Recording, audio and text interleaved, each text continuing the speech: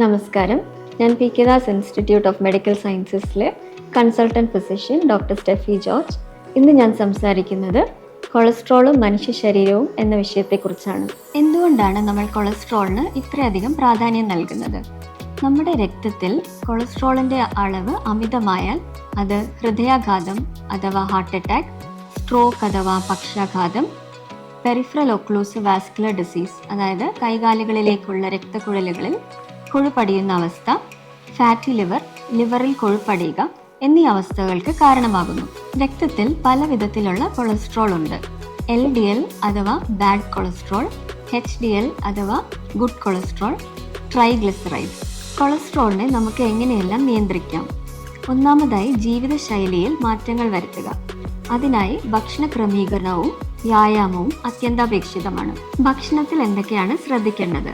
പ്രധാനമായും calorie intake കുറയ്ക്കുക. അമിതമായി വരുന്ന അന്നജം നമ്മുടെ ശരീരത്തിൽ ട്രൈഗ്ലിസറൈഡിന്റെ രൂപത്തിലാണ് ശേഖരിക്കപ്പെടുന്നത്. ഭക്ഷണത്തിൽ പഴങ്ങളും പച്ചക്കറികളും ഫൈബർ അടങ്ങിയ ഫുഡും ധാരാളമായി കഴിക്കുക. ഒമേഗ 3 ഫാറ്റി ആസിഡ് അടങ്ങിയ ചെറിയ മത്സ്യങ്ങൾ, മത്തി, അയില, കൊഴുവ, സോയാബീൻ, നട്ട്സ്, ബദാം എന്നിവ ധാരാളമായി കഴിക്കുക. ഇനി ഒഴിവാക്കേണ്ട ഭക്ഷണ പദാർത്ഥങ്ങൾ എന്തൊക്കെയാണ്? റിഫൈൻഡ് ഷുഗേഴ്സ്, മൈദ, മധുര പലഹാരങ്ങൾ, റെഡ് മീറ്റ് അതായത് ബീഫ്, പോർക്ക് എന്നിവയുടെ ഉപയോഗം പരമാവധി കുറയ്ക്കുക. ട്രാൻസ് ഫാറ്റ് അടങ്ങിയിട്ടുള്ള ഭക്ഷണ പദാർത്ഥങ്ങളായ വനസ്പതി, കേക്ക്, എണ്ണയിൽ ഡീപ് ഫ്രൈ ചെയ്തെടുത്ത വസ്തുക്കൾ എന്നിവ പരമാവധി കുറയ്ക്കുക. അതോടൊപ്പം തന്നെ പുകവലി പൂർണ്ണമായും ഒഴിവാക്കുക. അടുത്തതായി വ്യായാമം. ദിവസേന 30 മിനിറ്റെങ്കിലും ആഴ്ചയിൽ 5 ദിവസം ബ്രിസ്ക് വാക്കിംഗ് അതായത് വേഗത്തിലുള്ള നടത്തം ശീലിക്കേണ്ടതാണ്. മരുന്നുകൾ എപ്പോഴാണ് ആവശ്യമായി വരുന്നത്?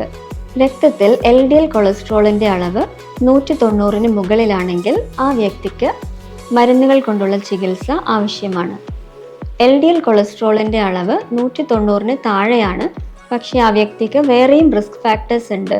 അതായത് diabetes, stroke, coronary artery disease, അമിതവണ്ണം, സ്മോക്കിംഗ്, പാരമ്പര്യമായി ഹൃദ്രോഗം, സ്ട്രോക്ക്, ഡയബറ്റിസ് എന്നിങ്ങനെ ഉണ്ടെങ്കിൽ മരുന്നുകൾ കഴിക്കേണ്ടതാണ്. എല്ലാവർക്കും നല്ലൊരു ദിവസം ആശംസിക്കുന്നു. Stay healthy, stay happy. Thank you.